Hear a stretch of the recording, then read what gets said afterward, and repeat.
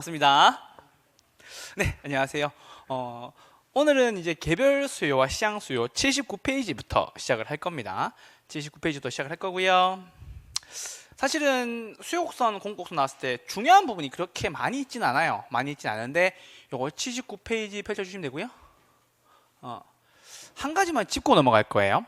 여러분, 지금 페이지에 보면 개별 수요와 시장 수요라고 나와 있죠. 요거에 대한 핵심 개념을 하나만 깨달으시면 돼요. 개별 수요에 뭐다? 각각의 합을 더한 것이 시장 수요다, 이 뜻이에요. 그러니까 무슨 말이냐면 여기 지금 앉아 계신 수강생분들의 모든 수요를 다 더한 게 뭐다? 시장 수요다. 요 개념만 더 아시면 돼요. 그래서 다른 거 아무것도 필요 없고 개별 수요의 수평적 합계가 뭐라고요? 시장 수요다. 이렇게 보시면 되세요. 요거 하나만 체크. 요거 하나만 체크하고 넘어갈게요. 자, 그럼 여러분 봅시다. 함수의 요 개념 나왔잖아요. 요 함수의 개념 나왔잖아요. 그럼 여러분들한테 개별 수요의 합이 시장 수요 곡선 얘기했어요. 그러면 개별 수요에 무엇을 더했길래 시장 수요 곡선이 완만해졌을까요? 가격을 더한 거예요? 양을 더한 거예요? 뭘 더한 거예요? 양을 더한 거예요? 네, 양을 더한 거예요. 자, 보시죠. 이게 왜 쉽냐면 A가 지금 200일 때 20개 샀죠. B가 100일 때 몇 개 샀어요? 30개 샀죠. 20 더하기 30은 50. 여기 나와 있잖아. 이거예요. 그래서 수평적 합계가 왜 수평이 될 수밖에 없냐면 양의 합이라서 그래요. 뭐? 무슨 양? 수요, 량. 그래서 양이라고 쓰면 안 되니까 뭐? 수요, 양의 합이라서 그런 거예요. 오케이? 이해됐어요? 그래서 여러분이 만약에 200원일 때 20개 사는 A와 200원일 때 30개 사는 B를 더한 게 뭐다? 시장 수요곡선이고 수평적으로 더한 거니까는 50개가 되는 거죠. 됐어요? 오케이? 그러면 개별 수요곡선의 합이라고 얘기하는 것은 무엇을 더하는 것이다? 수요량을 더하는 것이다. 이렇게 하시면 돼요. 아시겠죠? 그럼 여러분 이게 왜 쉽냐면 봐봐. 지금 여기 나왔잖아. 100원일 때 몇 개 사는 거예요? 50개 사는 거죠. 100원일 때 몇 개 사는 거예요? 70개 사는 거죠. 50 더하기 70은 120. 여기 있잖아. 그럼 뭐 더하는 거라고? 수요량 더하는 거라고. 원래 34회 시험에 이렇게 나왔어요. 시장 수요 곡선은 개별 수요 곡선의 수직적 합계이다. 맞아요, 틀려요? 틀렸지. 수직적 합계라면은 가격을 더해야 되겠지. 수평적 합계니까 무엇을 더한 거다? 수요량을 더한 거다. 이렇게 정리하시면 돼요. 아시겠죠? 문제 어려운 거 하나도 없고 요 개념만 하나 챙겨가시면 돼요. 오케이? 그래서 각각의 개별의 수요량을 더한 게 뭐다? 시장 수요 곡선이다. 양을 더한 거니까는 수직 수평, 수평이다. 이렇게 하시면 돼요. 아시겠죠? 왜? 수평의 양이 있으니까. 아시겠죠? 오케이? 여기까지 했습니다. 이것만 체크하고 넘어가시면 돼요. 자, 이제 쭉 넘어오세요. 이제 어려운 거 없어. 쭉 넘어오셔가지고 공급이론 넘어오세요. 82페이지 넘어오시면 돼요. 이거 하나만 짚어드리고 갈게요. 자, 82페이지 공급이론 넘어올게요. 여러분, 우리 지난주에 수요 개념 다 잡으셨죠? 오케이? 수요 개념에서 가장 큰 특징 세 가지가 뭐였어요? 유량이고, 전적이고, 유효, 수요였죠?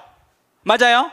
그러면 공급도 마찬가지인 거야. 이게 다른 점이 하나도 없어요. 한 가지 다른 점이 있어. 뭐다? 수요는 우하향, 공급은 우상향. 그거예요. 왜? 수요는 반비례 관계니까 우하향 하는 거고 공급은 비례하는 거니까 우상향하게 되겠지. 그 개념이에요. 아시겠죠? 그렇게만 잡으시면 돼요. 자, 그래서 공급의 개념에서 가장 중요한 포인트는 세 가지예요. 유량의 개념이라는 소리예요. 여러분, 유량이 기간이에요? 시점이에요? 기간, 시점이에요? 기간이죠. 흐를 유자니까 흐르는 기간이 필요한 거고 저량은 뭐예요? 시점, 고여 있는 거니까. 원래 이게 여러분 물 때문에 물이 흐르는 기간 나왔던 거고 물이 고여 있는 저량인 거예요. 그래서 저량은 시점, 유량은 뭐? 기간. 이렇게 하셔야 돼요. 그래서 공급도 기간이라는 개념이 필요한 내용들이에요. 오케이? 됐어요? 그럼 우리 자, 두 번째 전적 개념이죠. 우리 아까 지난주에 수요 개념 배울 때 구매한이에요? 구매하고자예요? 구매하고자죠. 제발 하고자라고 말씀드렸죠. 공부도 하고자 하고 일도 하고자 하고 그쵸? 하고자죠. 공급도 마찬가지예요. 공급 하고자. 그러니까 무슨 개념? 사전적 개념이라는 소리죠. 됐어요? 오케이. 자, 그리고 여기다 하나 체크하셔야 되는데 유효 공급이에요. 유효 공급. 자, 그럼 유효 수요랑 한번 비교해 보죠. 여기서 여러분, 유효 수요라는 것은 두 가지가 있었죠. 뭐도 있고 뭐도 있다. 뜻도 있고 돈도 있다. 맞아요? 오케이. 우린 그거를 의사와 뭘로? 구매력이라고 표현했죠. 의사는 뭔데요? 뜻. 구매하고자 하는 뜻이었고요. 맞아요? 구매력은 뭔데요? 돈. 그래서 제가 설명드렸죠. 그래서 뜻도 있고 뭐도 있다? 돈도 있다고 설명드렸죠. 됐어요? 여기까지 이해됐죠? 그러면 유효 공급이라는 것도 중요해요. 그럼 공급에도 뭐가 있어야 되겠어요? 의사가 있어야 되겠죠. 내가 팔겠다. 그쵸? 판매하고자. 맞아요? 그러면은 판매하고자 하는 것만 있으면 안 돼. 뭐도 있어야 돼요? 공급할 수 있는 뭐? 능력. 돈도 오케이. 능력. 그래서 뭐다? 의사도 있고 뭐도 있어야 된다? 능력도 있어야 된다는 소리죠. 됐어요? 그래서 뜻도 있고 뭐도 있다? 능력도 있어야 된다. 이렇게 정리해 주시면 되겠습니다. 아시겠죠? 됐어요? 자, 그러면 요 세 가지 개념을 가지고 밑에 중요한 포인트를 줄출할 거예요. 이제 정리했어요. 됐죠? 오케이. 자, 첫 번째입니다. 공급이란 뭐도 있고 뭐도 있어야 된다고. 유효 공급은 뜻도 있고 능력도 있어야 되는 거죠. 맞아요? 그럼 어디 체크? 능력을 갖춘 체크. 이게 뭔데요? 공급 능력. 여기 있잖아. 됐죠? 두 번째 뜻은 뭐예요? 하고자. 맞죠?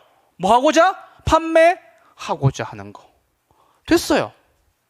이게 끝이에요. 이게 유효 공급의 개념인 거예요. 자, 유효수는 뜻도 있고 돈도 있었으면 유효 공급은 뜻도 있고 뭐도 있어야 돼요? 공급할 수 있는 능력도 되어야 된다는 소리겠죠. 그래서 유효라는 것은 뜻만 포함하는 것이 아니라 수요에서는 돈이 있고 공급에서는 능력이 되어야 된다. 이렇게 정리하시면 되겠어요. 아시겠죠? 깔끔해요, 안 깔끔해요? 깔끔하죠? 우리 야간반은 최소한의 시간으로 최대한의 효율을 노려야 돼요. 아시겠죠? 오케이? 우리 지금 주경야독 하는 사람들인데, 그쵸? 아침에 이렇게 일 열심히 하고 와가지고 수업 듣는데 지루하고 재미없고 길면 안 되겠지. 맞죠? 이렇게 깔끔하게 정리하는 거예요. 됐죠? 유효수 공급 한 번에 한 거예요. 나머지 두 개는 뭐? 공통인 거고. 그쵸? 그러면 수요 이론에서도 뭐? 유량의 개념, 사전적 개념. 유효수요는 뜻도 있고 돈도 있다. 됐죠? 그럼 공급은 뭐? 유량이고 사전적 개념이고 뜻도 있고 뭐도 있다? 능력도 된다. 끝. 이게 수요 공급의 이론의 가장 첫 번째 핵심이었어요. 몇 가지씩? 세 가지씩. 유량, 사전적, 유효 공급, 유효 수요. 됐죠? 이렇게 정리하시면 되겠습니다. 자, 두 번째입니다. 유량입니다. 유량은 공급량은 뭐예요? 일정 기간 동안 파악되는 유량의 개념이다. 요것만 체크하시면 되죠. 공급은 무슨 개념이라고요? 유량 개념이다라는 소리예요. 됐어요? 유량 개념이고 부동산 시장에서는 저량인 개념도 존재합니다. 그래서 저량 개념도 있다. 이 정도만 들어놓으시면 돼요. 개념은 뭐다? 원래 개념은 뭐다? 유량이 중요하다. 무엇도 첨가해서 기억해둔다? 저량 개념도 있다. 부동산 시장에서는. 아시겠죠? 이렇게 보시면 되겠어요. 자, 사전적이 전적. 글자 한 글자만 체크해도 돼. 사전적. 그렇죠? 그러면은 매도하고자 해요? 매도된이에요? 매도하고자. 공부하고자. 아시죠? 일도 하고자. 이것만 체크하시면 되지. 복습의 최대의 효율을 누릴 수 있는 거예요. 이거 통해서. 아시겠죠? 어디가 중요한 포인트 짚고 공부하셔야 되는 거지. 어디에 어떻게 시험을 내는 건지 이거 포인트 잡는 거예요. 그래서 공급량은 실제로 매도되는 양이 아니고, 그쵸? 이거 중요해요. 실제로 매도되는 양이 아니래. 오케이? 뭐예요? 매도하고자, 판매하고자, 공급하고자 하는 양이라고요. 그래서 무슨 개념? 사전, 사후, 사전적 개념. 이것만 체크하시면 되지. 됐죠? 자, 유효 공급 나왔어요. 자, 유효한 공급이래요. 뭐도 있고, 능력도 있고, 하고자 하는 뜻도 있네요. 능력 있고, 뜻도 있고. 됐어요? 유효수요는 뭐도 있고, 뭐도 있고. 유효수요는 뜻도 있고, 돈도 있었고. 맞죠? 유효 공급은 뭐도 있고, 뜻도 있고, 능력도 돼야 되지. 무슨 능력? 공급 능력, 판매하고자, 공급하고자. 그쵸? 그것만 있으면 되겠죠. 됐어요? 공급자는 됐어요. 공급자는 알잖아. 공급자는 뭐 신규뿐만 아니라 소유자도 포함된다. 요거 두 개 체크. 그러니까 잘 보세요. 부동산 공급자에 지금 뭐라고 나왔어요? 신규도 있고 기존도 있다 그랬죠. 신규는 뭔데? 신규 아파트. 기존은 뭔데? 재고 아파트. 끝. 그렇죠. 신규 생산자는 뭐? 신규 주택 공급하는 사람. 기존 주택은 뭐? 기존 건물은 뭐? 재고량. 그것만 정리하시면 돼요. 그래서 공급은 크게 두 가지로 봐야 돼. 단기에 공급되는 것은 신규예요, 재고예요? 여러분, 아파트를 공급해. 단기에 짧은 시간에 공급해야 돼요. 새로 만들어 줄 수 있어요? 없죠. 그러면 단기의 공급은 신규예요, 재고예요? 재고죠. 장기에, 자, 2년, 3년을 줬어요. 신규 공급할 수 있습니까? 공급할 수 있죠. 짧게는 6개월, 길게는 3년, 4년씩 걸립니다. 그러면 장기에는 재고도 있죠. 뭐도 포함된다? 신규도 포함이 된다. 그럼 생각해 봅시다. 맨 뒤에 이야기를 한 번에 끌고 온 거예요. 자, 그럼 여러분, 단기에 양 변화가 많겠어요? 장기에 양이 변화가 많겠어요? 장기에 양이 변화가 많죠. 왜요? 신규 주택이 공급이 되니까. 그러면 양의 변화가 많다는 것은 탄력적이라는 소리예요? 비탄력적인 소리예요? 양의 변화가 많다. 탄력적. 잠깐 땡겨온 거예요. 몰라도 돼. 나한테 이렇게 얘기하지 마. 뭐? 왜? 무슨 소리야? 이렇게 얘기 안 하셔도 돼요. 지금 뒤에 있는 내용을 다 땡겨온 거예요. 이걸 듣고 가는 거랑 안 듣고 가는 차이가 심해서 그래요. 자, 우리가 앞으로 제가 탄력적이라는 얘기를 하면은 무조건 똑같이 대답해야 돼요. 뭐? 양의 변화율. 탄력적이 뭐라고? 양의 변화율. 탄력성 뭐라고? 양의 변화율. 이것만 하시면 돼요. 아시겠죠? 그게 함수의 개념에 나와서 그래요. 아시겠죠? 자, 탄력적 나오면 뭐? 양의 변화율. 이거 하나만 기억해줘요. 됐죠? 자, 이제 뒤에까지 다 끝냈는데 지금 본격적으로 보시죠. 자, 그러면 공급 함수와 공급 법칙 나왔죠? 자, 함수가 무슨 말이냐면요. 여러분, 함수가 제가 지난 시간에 말씀드렸어요. 무엇이다? 하나가 변할 때 두 번째가 변한다라는 소리예요. 그래서 독립 변수를 바꿨더니 종속 변수가 어떻게 따라서 변하는지라고 말씀드렸어요. 기억나시나요? 이게 여러분 정적인 수학에서 동적인 수학으로 바뀌는 순간이에요. 그래서 고등학교 수학이 어려운 거예요. 고2 수학이 너무 어려운 거예요. 왜? 그전까지는 자꾸 정적인 수학, 그냥 가만히 있는 수학만 배웠으면 이제는 미래를 예측하기 시작해요. 왜? 가격을 바꿀 때 수요량이 변하고, 소득을 바꿀 때 수요량이 변하고, 한 재화의 가격이 바뀔 때 다른 재화의 양이 바뀐다고요. 함수가 얼마나 위대한 건데 앞날을 예측하게 해주는 거예요. 그래서 여러분 이거 가지고 달나라도 사람 보내고 막 그렇게 하는 거예요. 몰랐죠? 이게 수학의 위대함이에요. 함수를 잘하면 미래를 예측할 수 있어요. 잠시 후의 상황을. 그래서 우리 배우는 거예요. 고등학교 때. 근데 잘 모르지. 화이팅. 아시겠죠? 자, 그럼 볼게요. 어떤 재화의 공급과 공급에 영향을 미치는 요인들 간의 관계를 함수로 나타냈다라고 얘기를 해요. 요것만 체크하시면 돼요. 자, 그러면 봅시다, 여러분. 공급량에 영향을 미치는 건 두 가지 파트가 있는 거예요. 하나는 뭐? 해당 재화의 가격. 나머지는 뭐? 해당 재화의 가격 이외의 요인, 이렇게만 정리하시면 되세요. 자, 이렇게만 체크하시고 설명 들으시면 돼요. 자, 여러분, 제가 아까 탄력성 나오면 양의 변화 말씀드렸죠. 수요와 공급에서 가장 중요한 두 가지 파트는 수요와 공급에 대한 기본 개념과 함수예요. 근데 그 함수를 이해하는 가장 핵심은 뭐냐면요, 따라서 변하게 되는 뭐의 변화? 양의 변화라고. 그냥 양의 변화만 얘기하세요. 딴 거 아무것도 필요 없어요. 뭐 양의 변화. 그렇죠? 그러면 앞에 있는 독립 변수가 될 수 있는 요소가 크게 두 가지라고요. 뭐 해당 재화의 가격, 그리고 뭐 해당 재화의 가격 이외 요인. 얘 때문에 뭐가 변한다고? 공급량이 변한다고. 이게 핵심이에요. 뭐라고? 무조건 양의 변화만 얘기하라니까. 아시겠죠? 앞으로 대답은 똑같을 거예요. 뭐 양의 변화, 양의 변화. 제가 앞으로 오늘 묻는 모든 질문의 답은 양의 변화예요. 아시겠죠? 그것만 정확히 기억하시면 돼요. 그래야 절대로 안 헷갈려. 수요 공급을 들으실 때 굉장히 헷갈리는 이유가 원칙을 벗어나게 되는 경우가 있기 때문에 그래요. 근데 그 원칙을 벗어나지 않으면 수요 공급은 절대로 안 헷갈려요. 아시겠죠? 그것만 잡고 가세요. 자, 그럼 요거 읽어드릴게요. 양은 뭐 종속 변수. 종속 변수가 뭐냐면요. 따를 종자, 따르다 종자. 그렇죠? 이 종속 변수가 따라서 변한다는 뜻이에요. 뭐가 변할 때? 독립 변수가 변할 때. 그 나왔잖아. 이러한 원인에 따라 뭐가 변한다고요? 양이 변한다고요. 이게 핵심이에요. 오케이? 모든 답은 이제 다 양의 변화율이에요. 아시겠죠? 자, 그래서 공급 요인들이 변할 때 이러한 원인들로 인하여 뭐가 바뀐다고요? 양이 바뀐다고요. 아시겠죠? 그것만 정확히 기억하세요. 딴 건 다 까먹어도 돼. 뭐 양의 변화, 무조건 양의 변화. 아시겠죠?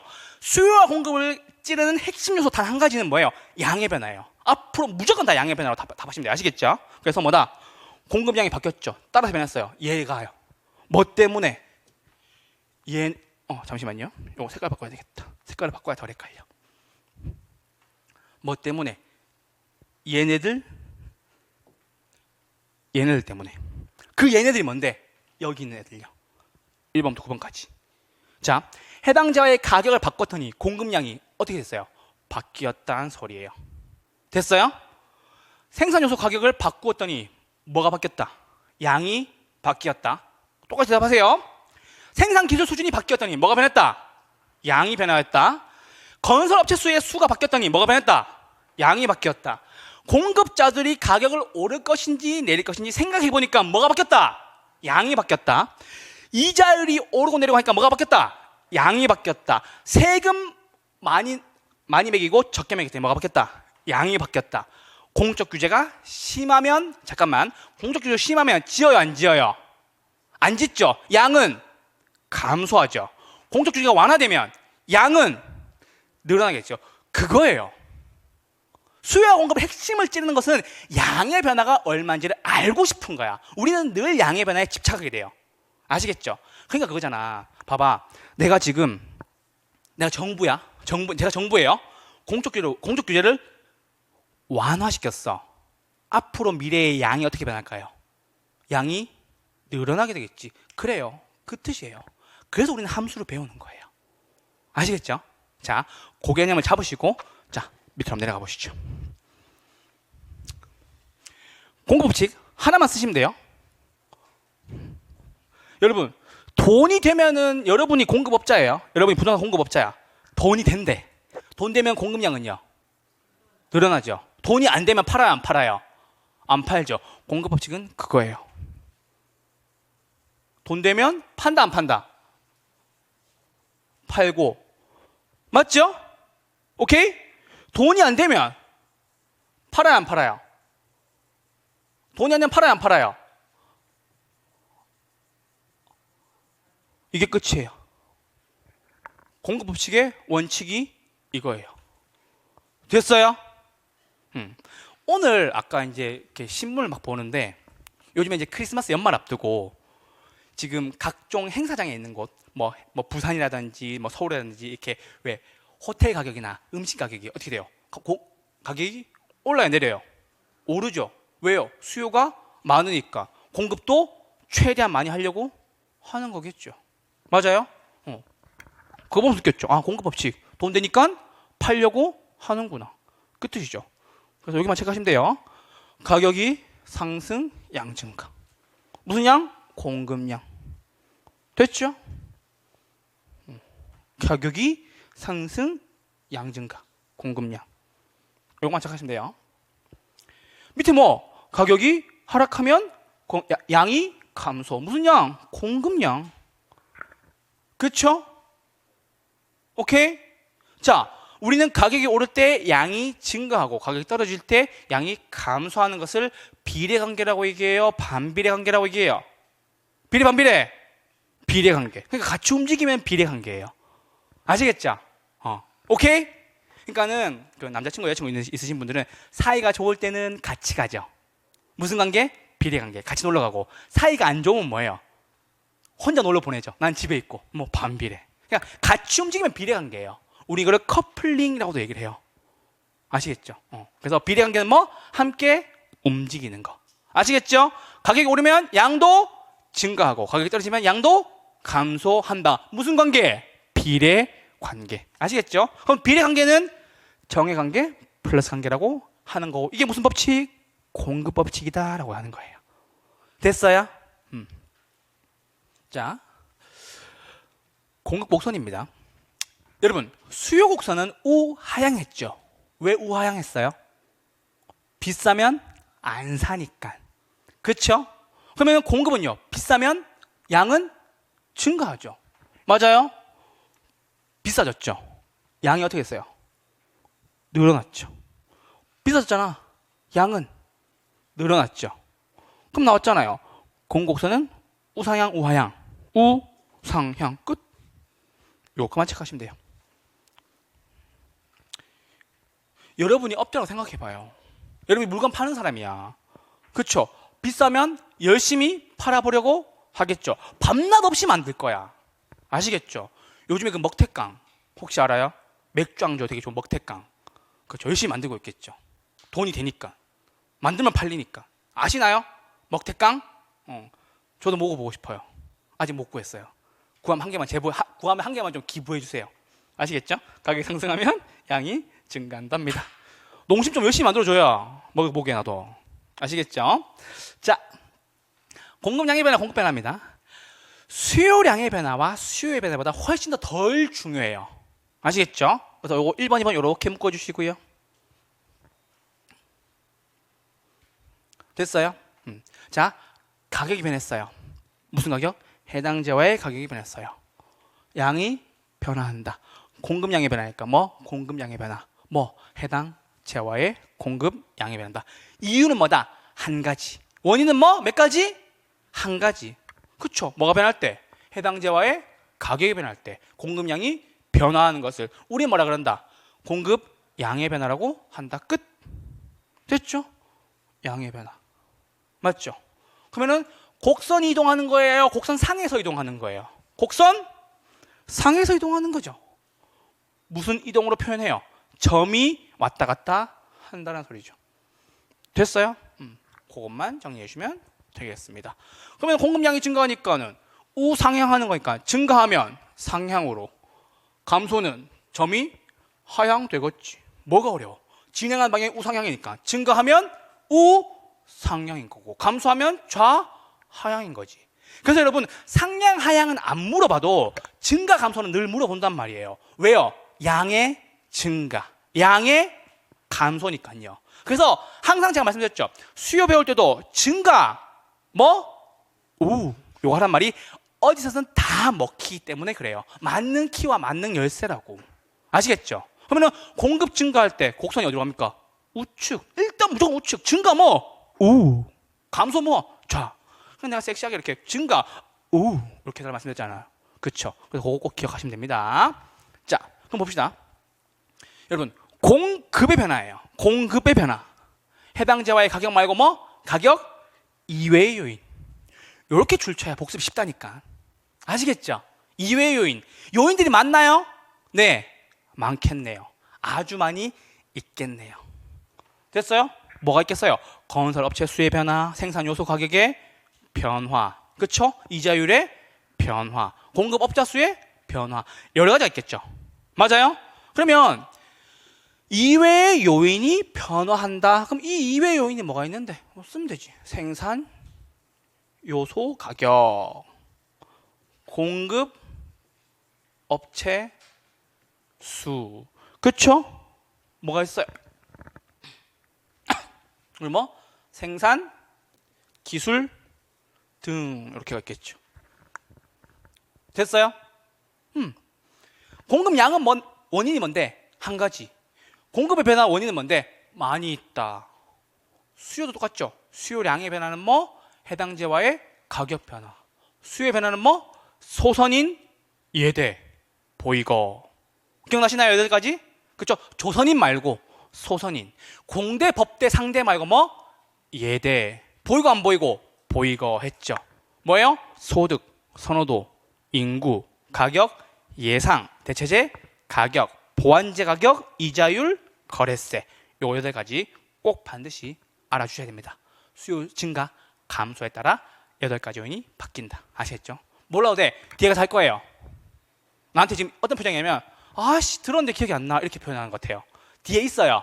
걱정 안 하셔도 돼요. 한번 정리해 드리고 갈 거예요. 이 교재가 그렇게 되어 있어. 여러분이 까먹었을까 봐 그것까지 걱정하고 있어요. 걱정 안 하셔도 돼요.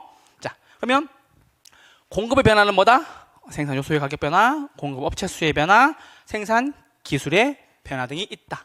아시겠죠? 자, 그럼 보죠. 이 그래프를 정확하게 해석해 드리죠. 여러분, 공급량의 변화죠. 원인이 몇 개예요? 원인이 몇 개? 한 개. 뭐?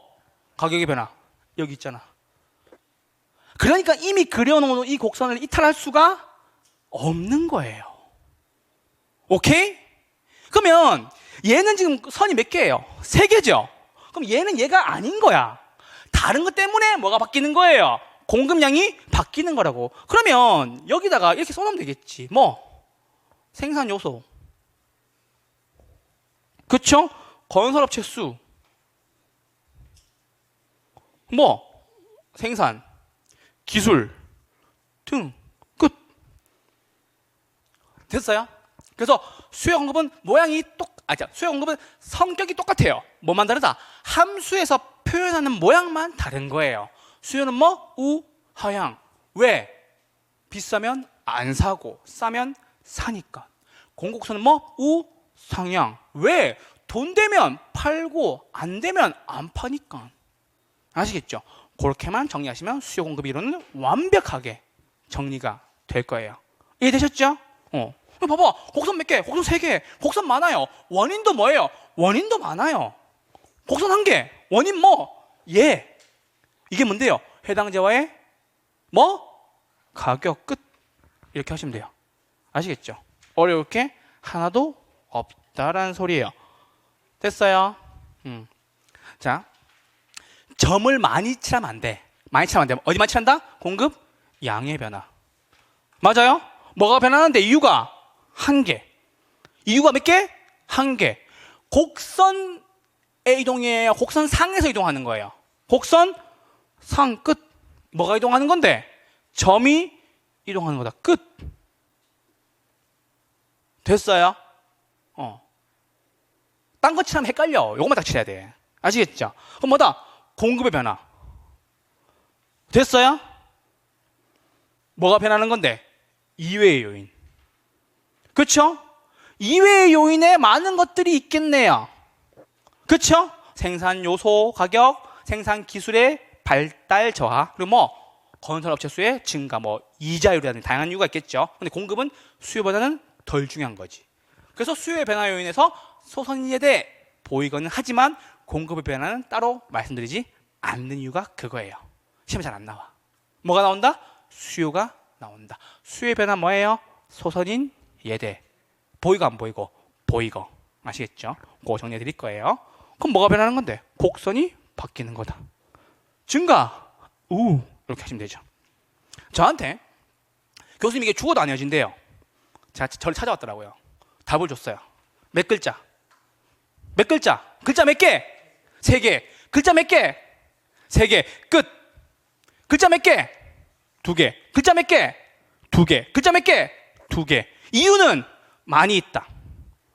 글자 몇 개? 3개죠. 근데 양 때문에 그런 거잖아. 이유 몇 개? 1개. 끝. 아무도 안 까먹을 겁니다. 공급량이 변하는 뭐? 이유는 하나. 원인은 하나 때문에 공급량이 바뀌는 거죠. 그 원인이 뭔데? 해당 재화 가격의 변화인 거죠. 아시겠죠? 그래서 여러분 요거 해당 재화라는 거 반드시 중요하게 보셔야 돼요. 해당 재화예요. 해당 재화. 요거 하나 체크하고 넘어가셔야 되겠어요. 됐어요? 자, 기출지문 잠깐 보죠. 요거 체크했죠. 해당 부동산 가격 변화. 뭐의 변화? 공급량의 변화는 곡선 자체가 이동하는 거예요? 곡선 상에서 이동하는 거예요? 곡선 상. 그쵸? 뭐 이동? 점의 이동. 이렇게만 체크하시면 되겠습니다. 이게 기출 지문이에요. 됐어요? 오케이? 공급량에서 양이라는 글자 1개가 더 붙어있잖아. 그럼 뭐 곡선 상. 뭐 이동? 점의 이동. 왜냐하면 이 곡선 자체가 여러분, 이 곡선이라는 것 자체가 원래는 수많은 점들의 합이에요. 아시죠 여러분 이거? 수많은 점들의 집합이 된 거. 아시죠, 여러분? 선이 원래 점의 합이에요. 아시겠죠? 그래서 1차원의 세계가 점이잖아. 2차가 점과 선이고 3차가 점과 선과 면이 되는 거잖아. 그럼 3차원의 세계 살고 있는 거겠지. 4차는 시간을 더하든 무엇을 더하면 되는 거고. 그렇죠? 4차원 세계 살지 않는 거잖아. 우리는 3차원의 세계에 살고 있는 거지. 점선 면으로 되어 있는. 아시겠죠? 이렇게 정리하시면 되겠습니다. 자, 됐어요? 자, 요건 정말 중요합니다. 요건 정말 중요합니다. 체크해 주시고 어디에만 체크한다? 수요 증가 요인에만 체크한다. 그리고 뭐 수요 곡선을 어디로 우측으로 이동시키는 요인이다. 이렇게 하면 체크. 또 쓰는구나. 증가 우 요거 하시면 되는데 뭐 증가 우 하시면 되는데 그렇죠. 그러니까 왜 말씀드리냐면 요게 보이면 요게 떠올라야 얘기지. 34의 기출문제입니다. 다음 중 수요 곡선을 우측으로 이동시키는 원인을 골라라 라는 거였어요. 답은 뭐였어요? 답은 얘였어요. 보완자각의 하락. 나머지는 다 바꿔놨겠지. 답은 보완자각의 하락. 정리하실 때 5번에서 이렇게 잘라주세요. 5번에서 이렇게 잘라주세요. 잘라주셔야 돼. 됐어요? 자, 수요 증가 요인 뭐예요? 소선인 예대. 그 다음 뭐? 보이거. 이렇게 잘라둔 거예요. 자, 봅시다. 수요 증가 소선인 예대 이렇게 했어요. 됐죠? 그런데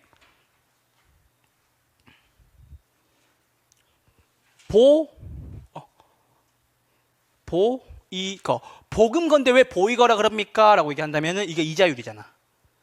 됐어요? 오케이? 보이거. 금리나 이자율이나 똑같은 말이죠? 맞아요? 교수님 금리랑 이자율 다른 말 아닌가요? 얘기하면 안 돼요. 아시겠죠? 오케이? 이자율의 변화로 나온 적도 있단 말이에요. 그러니까 말씀드리는 거야. 그쵸? 요거 정리하시고 왜 제가 색깔을 이렇게 했냐? 잘 보세요. 소선인 예대는 오르거나 증가할 때 수요가 증가합니다. 그래서 요 5개는 이렇게 체크. 됐어요? 여러분 소득이 늘었어요. 수요는요? 증가하게 되겠죠. 맞아요? 그게 좋대. 선호도가 증가했어요. 수요는 늘어나게 되겠죠. 인구가 늘어났어요. 수요는 늘어나게 될 거고요. 오른다고 예상해요. 사고 싶어요? 안 사고 싶어요? 사고 싶죠. 수요 증가. 자, 잘 보세요. 우리는 언제나 5번하고 6번이 헷갈려서 그러는 거예요. 자, 아파트와 주택이 대체제라고 볼 때 아파트 가격이 올라가요. 주택의 수요는 증가하게 되겠죠. 왜? 아파트 가격이 비싸면 안 사니까. 됐어요? 이거 이해됐어요? 그러니까 대체제 가격이 오르면 뭐요? 해당자와의 수요는 증가하게 되겠죠. 이게 어려우시면 콜라와 사이다 생각해 보세요. 여러분 편의점을 갔는데 콜라가 비싸. 그쵸? 그럼 뭐 사요? 사이다 사겠지. 콜라가 뭔데? 대체제. 사이다가 뭔데? 해당제와. 됐죠? 그런데 봅시다. 여기 나와 있는 요 3가지 보이거는 떨어질 때 어떻게 되는 거예요? 수요가 증가하는 거예요. 치킨과 맥주. 그쵸? 치킨값이 비싸니까 치킨이랑 같이 먹는 맥주의 수요도 줄어들죠. 그럼 치킨 가격이 떨어졌어요. 맥주의 수요는 증가가 되겠죠. 됐어요? 이자율이 떨어졌어요. 수요가 어마어마하게 증가하게 되겠네요. 한 가지 알려드릴까요, 여러분? 집값이 오르는 가장 첫 번째 요인이 뭐예요? 여러분 생각할 때 집값이 오르는 가장 첫 번째 요인이 뭐라고 생각하세요? 금리예요, 금리. 무조건 금리예요. 대한민국은 부동산의 나라이기 때문에 금리의 변화율에 굉장히 민감하게 집값이 반응해요. 그래서 금리만큼 집값이 오르고 금리만큼 집값이 떨어져요. 그 집주인들이 똑똑해가지고 딱 그 금리만큼 뭐예요? 월세를 더 매기고 덜 매겨요. 그거 하나를 관통하시라고. 아시겠죠? 그러면은 코로나 시기 때 왜 집값이 올랐어요? 왜? 제로 금리였으니까. 그때 금리가 여러분 0.25%였어요. 0.25, 0.5%였었어요. 지금 몇 프로? 3.5%. 그렇죠? 그럼 생각해 보세요. 100만 원을 빌리면 3만 원을 더 내야 되는 상황이에요. 3년 전에 비해서. 당연히 그거 이자 부담하기 어렵겠죠. 맞아요? 그러니까 금리를 잘 읽으시라고. 그게 여러분들의 집값을 올릴지 내릴지 예상할 수 있다고요. 아시겠죠? 팁을 드린 거예요. 됐어요? 재밌어요 이제? 이제 좀 덜 진지할 수 있어? 아까 처음부터 너무 진지해. 아시겠죠? 금리를 잘 보란 말이에요. 금리를 잘 봐야 돼. 금리를 보시면 집값을 예측할 수 있어요. 아시겠죠? 됐어요? 자, 여러분 잠깐 이거 보세요. 수요는 단기에 집값 변동 되죠? 공급은 돼요, 안 돼요? 장기에 변동된다. 요거 하나만 체크하고 가시죠. 됐어요? 자, 공급의 변화에 영향을 미치는 요인들 많다고 말씀드렸죠? 그렇죠? 많다고 말씀드렸어요. 뭐가 있는데? 생산비의 가격이 떨어지거나, 그렇죠? 건축비 가격이 떨어지거나, 노동자의 임금이 떨어지거나, 토지 가격이 떨어지거나, 기술이 발달하거나, 그렇죠? 준택 건설 업체 수가 증가하거나, 금리가 떨어지거나 나오잖아. 봐봐. 금리가 떨어지 나오잖아. 공급도 많은 거예요. 사는 사람도 많고. 근데 보세요. 공급은 바로 돼요, 안 돼요? 안 되죠. 수요는요, 바로 반응하는 거잖아. 그러니까 코로나 때 사람들이 야, 집값 오를 것 같아라고 얘기하면서 더 많이 사러 간 거예요. 그러니까 집값이 엄청나게 오를 수밖에 없지. 왜? 금리는 싸고 수요는 집값 반응했고 공급은 되고 안 되고 안 되고, 코로나 때 당연히 집값이 오를 수밖에 없지. 왜? 금리가 제로인데. 그 뜻이에요. 그러니까 여러분 봐봐. 지금 민법 들었죠? 공법 들었어요? 공시법 들었어요? 세법 들었어요? 돈을 벌 수 있는 방법을 알려줘요? 아니면 이거 지키고 하지 말라 그래요? 이거 지키고 하지 말라 그러죠? 공법은 죄다 뭔가를 하지 말래. 막 죄다 막 개발 제한구역 걸리고 막 토지거래 허가제하고 막 난리 나죠, 그렇죠? 세법도 자꾸 세금만 내래요. 돈 버는 거 여기 다 들어있다니까. 여러분 모르죠? 개론 쌤들 잘 살아요. 진짜인데? 왜냐하면 돈 버는 거 여기밖에 안 들어있어요. 여러분 나중에 투자론 가면은 어떻게 돈 버는 방법까지 알려줘요. 금융론 가잖아요. 돈을 어떻게 빌려야 되는지 알려줘요. 나이가 있으신 분은 어떻게 빌리고, 좀 젊으신 분은 어떻게 빌리고. 학교론에서 돈을 벌어 가야 된다니까. 우리 지금 돈 벌려고 하는 거지, 그렇죠? 화이팅! 아시겠죠? 자, 그래서 요건 다 상식적으로 이해가 되실 거예요. 됐어요? 그래서 요거 쭉 넘어오세요. 됐어. 요거 한번 읽어만 보시면 돼요. 그래서 쭉쭉 넘어오시고, 자, 복습하실 때 요거 하나만 체크해주고 넘어가세요. 자, 여러분 함께 읽어볼게요. 비싸면 안 사고 싸면 사니까 비례 반비례? 반비례. 반비례란 말은 곡선에서 어떻게 표현됩니까? 우하향으로 표현됩니다. 됐죠? 오케이? 가격의 변화는 곡선상 점의 변화. 맞죠? 오케이? 이외의 요인은 곡선이 이동한다. 됐어요? 증가, 끝. 이렇게 하나만 체크해 주시면 되겠습니다. 아시겠죠? 나머지 뒤에 한번 읽어보세요. 왜냐하면 반대니까. 가격 공급량은 비례. 당연하지. 비싸면 팔고, 그렇죠? 싸면 안 파니까. 돈 되면 팔고, 돈 안 되면 안 파니까. 비례, 상향. 요것만 체크하시면 되겠습니다. 됐어요? 어려울 게 없어. 요건 아까 해드렸어요. 공급도 똑같아요. 자, 뭐가 똑같은데 교수님? 20 더하기 30은 뭐? 50. 됐죠? 수요랑 똑같아요. 50 더하기 70은 얼마? 120. 끝. 됐죠? 그러면 개별 수요 곡선의 수평적 합이 뭐예요? 시장 수요 곡선에 나오는 거예요. 오케이? 그래서 수평적 합계이다. 요거 하나만 체크해 주세요. 양을 더해서 그래요. 양을. 내가 계속 그랬잖아. 계속 내가 양만 얘기하라. 양만. 뭐가 어려워. 됐어요? 자, 이렇게 보시고 이제 공급 끝났고 이제 공급의 변화, 토지와 공급 요거 한번 보시죠. 자, 여러분 하나 물어보죠. 토지는 공급됩니까? 공급됩니까? 토지 공급돼요? 지금 어떤 줄 알아요? 누구는 응 하고 누구는 안 된대요.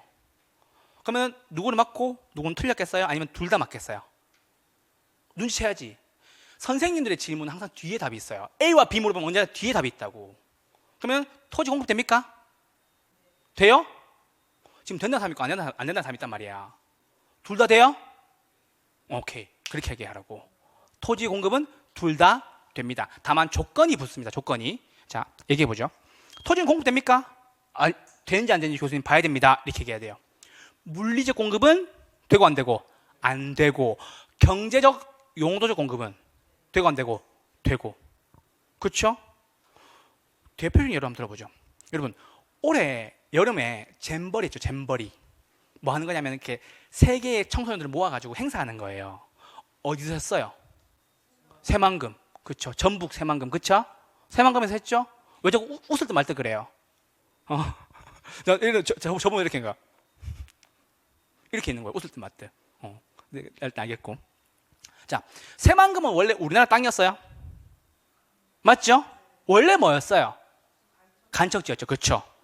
간척지였는데 뭘로 바꿨어요? 땅으로 바꿨죠. 그래서 텐트 치고 행사한 거예요. 그러면 물리적 공급으로는 늘어났어요? 안 늘어났어요? 안 늘어났죠. 근데 용도를 바꾸어서 공급이 늘어났겠네요. 이렇게 대답하셔야 돼요. 자, 정리할게요. 토지 공급 됩니까? 안 됩니까? 될 수도 있고 안 될 수도 있습니다. 물리적 공급은 안 되고요. 경제적, 용도적 공급은 됩니다. 라고 얘기해야 정확한 대답이에요. 됐어요? 오케이? 네, 그거 개념 잡으시고 가면 됩니다. 자, 물리적 공급 가능, 불가능? 가능, 불가능? 불가능 체크. 그러면 물리적 공급이 불가능하다는 뜻은 토지의 자연적 특성 중에 무슨 성과 관련있어요? 부증성. 그렇지. 됐어요? 오케이? 자, 탄력적이 무슨 말이라고? 양의 변화율. 제가 물어보면 다 양의 변화율 하라니까. 탄력적이 뭐라고? 양의 변화율. 비탄력적이래요. 양이 변한다, 안 변한다? 안 변한다. 앞에 뭐가 붙었어요? 완전히 안 변한다. 그럼 이 말을 풀어서 읽어볼게요. 양이 안 변한대요. 어떻게? 완전히 안 변한다. 그럼 뭐야? 양이 변하는 거예요? 안 변하는 거예요? 안 변하죠. 나왔잖아. 공급이 불가능. 그 뜻이에요. 아시겠죠? 그래서 양의 변화가 없다는 것을 어떻게 표현하는 거예요? 완전 비탄력적인 거예요. 자, 봅시다. 공곡선이에요. 가격이고 공급량이에요. 자,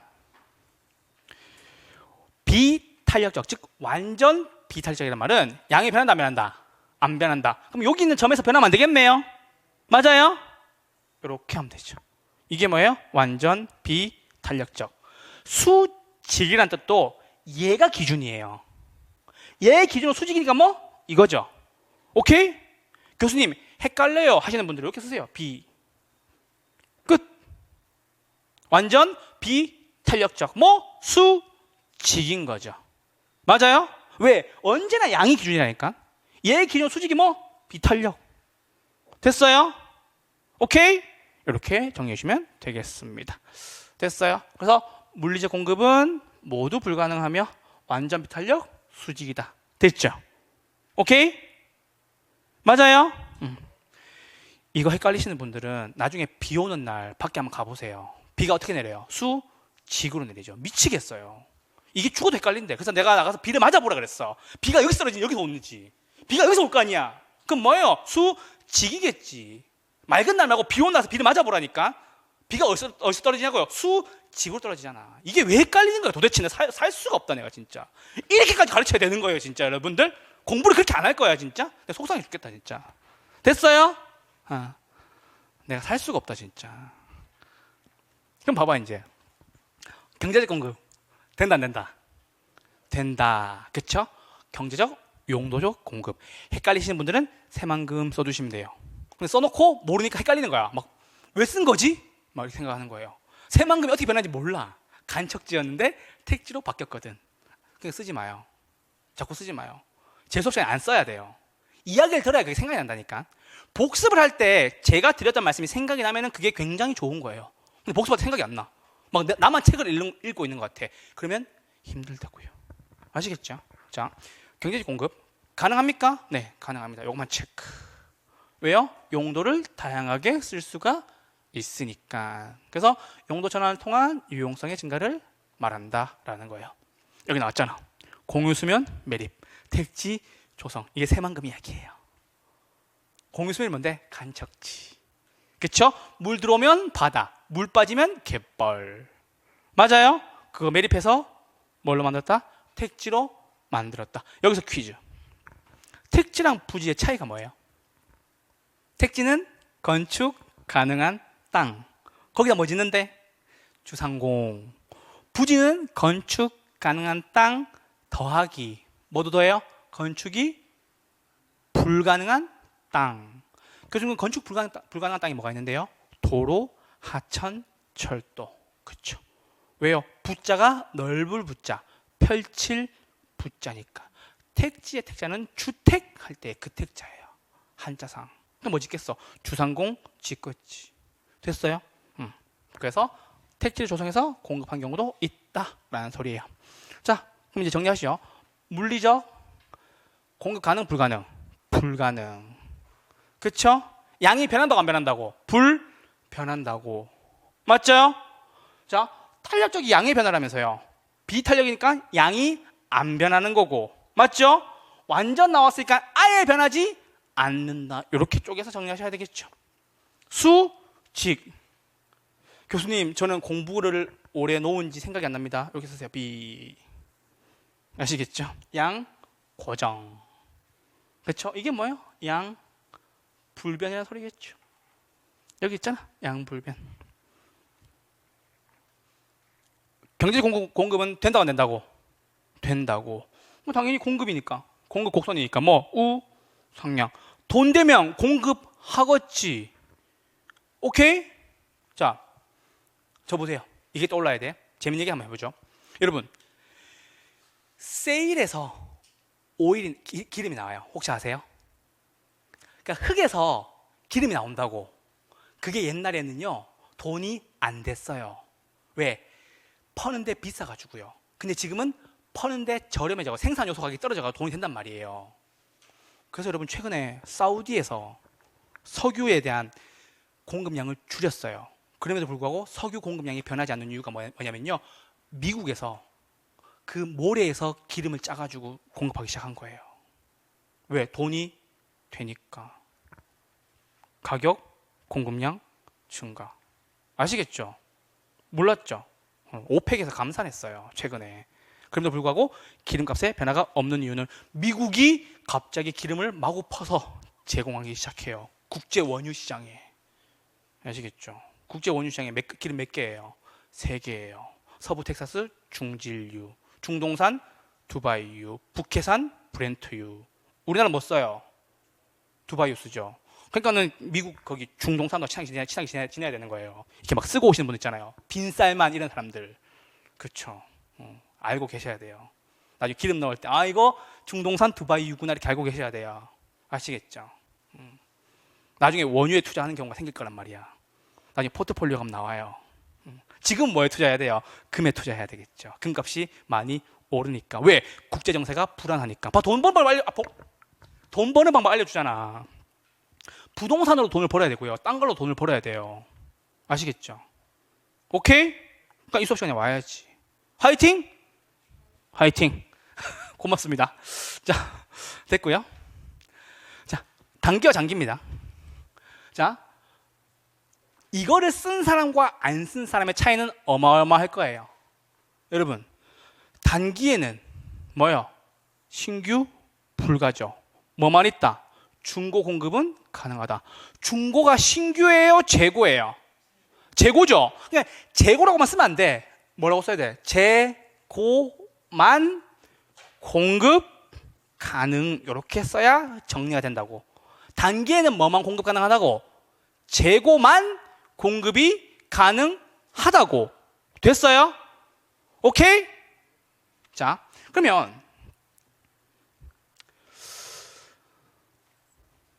장기에는 재고도 공급이 가능하고, 뭐도 공급이 가능해요? 뭐도 공급이 가능해요? 신규도 공급이 가능하겠죠. 그거 나왔잖아. 신규 기업이 진입할 수 있다라는 소리예요. 그러면은 장기에는 신규 더하기 재고 이렇게 정리해 주시면 되겠죠. 됐어요? 오케이? 그래서 요거 두 개 정리해 주시면 되겠습니다. 됐어요? 자, 넘어오시면 됩니다. 그래서 공급이라는 말이 나오면 요것만 잘 정리하시면 돼요. 물리적 공급, 가능, 불가능? 가능해요, 불가능해요? 불가능하죠. 완전 비탄력적. 2번, 3번 묶어주시고요. 2번, 3번 묶어주시고요. 단기에는 뭐만? 재고만. 장기에는 뭐만? 재고 더하기 뭐? 신규. 자, 잠깐만. 단기와 장기만 한정해서 볼 거예요, 여러분. 탄력적이 뭐라고? 양의 변화. 됐죠? 그러면 재고만 있으면 양의 변화가 많아요, 적어요? 적죠. 그래서 비탄력적인 거예요. 오케이? 탄력적 뭐라고? 양의 변화.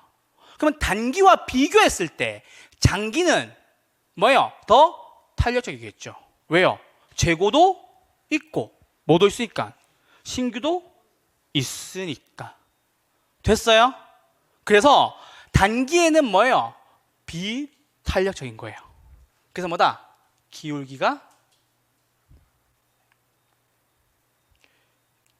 어떻다? 급하다. 그렇죠.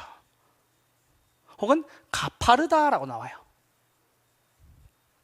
그런데 장기에는 탄력적. 왜요? 재고 더하기 신규니까. 양의 변화가 더 많죠.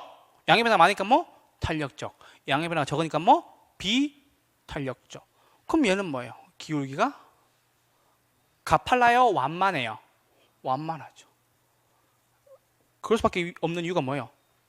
양이 수평에서 재고를 왔다 갔다 하고 있기 때문이에요. 오케이? 양의 변화가 많으니까 당연히 수평적일 수밖에 없겠지. 됐어요? 가격의 변화가 많으면 수직적으로 가까이 다가갈 거고요. 됐어요? 이렇게 정리해 주시면 되겠습니다. 됐어요? 공급 끝났습니다. 공급은 뭐예요? 공급곡선의 성격과 요거 공급에 물리적일 때는 안 되고, 단기에는 비탄력적이만 가능하고 장기에는 탄력적으로서 가능하다는 소리예요. 그러면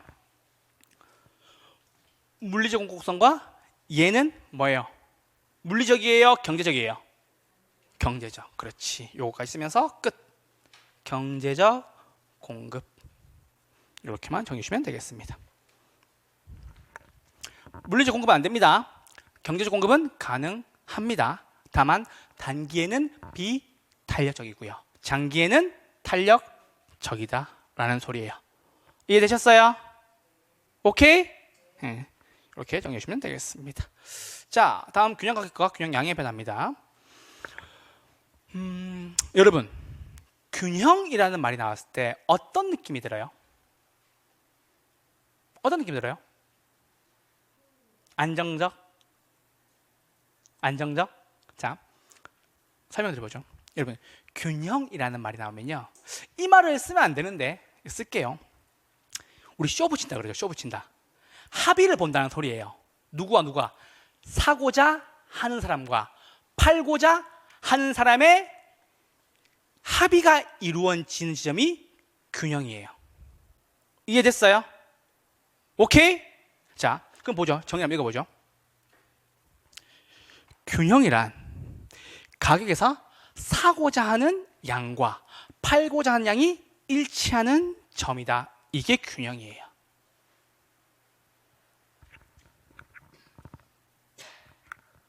됐어요? 오케이? 그래서 사고자 하는 사람의 양과 팔고자 하는 사람의 양이 만나는 점을 우리는 균형이라고 이야기를 합니다. 아시겠죠? 오케이? 자, 그래서 요건 쓰셔야 돼. 균형이라는 말이 딱 나오면, 자, 균형이라는 말이 딱 나오면 문제가 두 개로 나뉘어요. 몇 개로? 두 개로 나뉩니다. 첫 번째는 균형의 계산 문제입니다. 왜요? 원래 있던 균형점에서 다른 점으로 변화했기 때문이에요. 그래서 균형의 계산은 QS와 QD를 같게 놓고 푸는 겁니다. 됐어요? 두 번째는 균형의 이동입니다. 요것만 정리해 주시면 됩니다. 그래서 첫 번째는 뭐? 균형의 계산 문제. 두 번째는 뭐? 균형의 이동 문제. 그래서 두 문제가 다 시험에 나옵니다. 정확하게 나옵니다. 아시겠죠? 그래서 균형이라는 말이 딱 뜨면 이게 계산 문제인지 이동으로 푸는 이론 문제인지를 정리하시라고요. 첫 번째 배울 건 뭐? 균형의 계산 문제입니다. 그러면은 자, 수요와 공급이 만나는 게 뭔데요? 균형. 사고자 하는 것과 팔고자 하는 양이 만나는 게 뭔데요? 균형. 그럼 그 균형이 뭔데요? QS와 QD가 같다라는 거가 되겠죠. 됐어요? 요것만 체크하시면 돼요. 쭉 넘어오시면 돼요. 어려울 거 없어. 어려울 거 없어요. 참고하시면 되고요. 자, 여러분, 균형 가격이 만들어진다. 어떻게 만들어지느냐는 뜻이에요. 오케이? 자, 저 보세요. 나 봐봐. 가격이 싸죠? 맞아요? 사는 사람이 많겠어요? 공급하는 사람이 많겠어요? 사는 사람이 많죠. 초과수요. 뭐가 어려워? 사는 사람은 이만큼이고 팔고자 하는 사람은 이만큼인데. 맞아요? 당연히 싸면은 초과수요가 생기겠고. 비싸요. 사는 사람이 많겠어요? 팔려고 하는 사람이 많겠어요? 팔려고 하는 사람이 많겠죠. 초과 공급 끝. 그래서 이거 두 개의 조정을 통해서 뭐가 만들어지는 거예요? 균형점이 만들어지는 거예요. 우리 여러분 시장 가서 물건값 많이 깎지 않나요? 그렇죠. 너무 깎으면 뭐라 그래요? 안 판다 그러죠. 그렇죠. 그거예요. 여러분들은 언제나 물론 이제 정찰제를 쓰는 곳은 안 되겠지만 여러분들이 시장 가셔서 물건값을 깎고 하는 게 뭐예요? 우리는 수요자 입장인 거고요. 시장 가서 판매하는 사람 입장에서는요. 너무 깎으면 팔아요, 안 팔아요? 안 팔겠지. 그럼 뭐예요? 사장님 이거 그럼 제가 요만큼까지 양보해 드릴게요 하고 가격을 올리면 그때 만들어지는 점이 뭐예요? 균형점이라고요. 아시겠죠? 오케이? 이렇게 만들어지는 겁니다. 그것만 정리하시면 됩니다. 어려울 거 하나도 없다라는 소리입니다. 자, 우리 요거 예제 하나만 풀고 잠깐만 쉴 건데요. 예제 3번 넘어와 보세요. 3번 90페이지 3번 예제 90페이지 3번 풀 거예요. 최근에 나왔던 거 한번 풀어보죠. 자, 미안해. 2번 와주세요. 2번. 자, 이제 여러분들이 매일 마주하는 가격을 깎고 가격이 변하고 그거에 따라 균형 가격과 균형량이 어떻게 변하는지 보게 될 거예요. 오케이? 90페이지에 2번. 2번 문제 펼쳐주세요. 자, 문제의 포인트는 뭐냐면요. 공급은 변해요, 안 변해요? 안 변해요. 맞아요? 수요는 변했어요, 안 변했어요? 변했어요. 맞죠? 그럴 때 균형 가격과 균형량이 어떻게 변하는지를 알아보자라는 뜻이에요. 맞아요? 아까 우리 균형의 계산에서 뭐라고 말씀드렸어요? QS와 QD를 같게 만들어라고 말씀드렸죠? 맞아요? 그러면 요거 S는 supply, 공급이니까 공급 양인 거고 D는 demand니까 뭐예요? 수요니까 수요량이 되겠죠. 오케이? 여기까지 됐어요? 자, 그러면 계산 문제를 풀 때 QS와 QD를 같게 놓고 풀면 되겠죠. 맞아요? 왜? 그게 균형의 계산이니까. 일단 숫자 보이면 그냥 계산 문제인 거예요. 균형 나왔는데 숫자 나왔잖아. 그럼 뭐예요? QS와 QD를 같게 만들어라는 뜻이에요. 됐어요? 자, 그 내용을 풀어가 봅시다. 보조칠판 잠깐만 꺼내서 이거 한 문제만 풀고 쉴 거예요. 자, 읽어보죠. 수요 함수와 공급 함수 중에 변하지 않는 거 뭐? 공급 함수였죠. 맞아요? 뭐가 안 변했는데요? 공급 함수가 변하지 않았다. 자, 균형이 나오면 어떻게 하는 거다? QS와 QD를 같게 만드는 것이다. 공급함수 얼마? 읽어주세요. 공급함수 얼마? QS는 뭐예요? EP-20이죠. 얘는 변한다고 안 변한다고? 안 변한다고. 그럼 뭐가 변하는데? 수요 함수만 바뀌는 거예요. 요 모양은 지켜서 문제를 풀어야 돼요. 오케이? 자, 그러면 첫 번째가 있고 두 번째가 있겠죠. 맞아요? 그러면 QD1이죠. QD1은 얼마예요? 120-2P죠. 오케이? QD2는 얼마예요? 120-2분의 3P겠죠.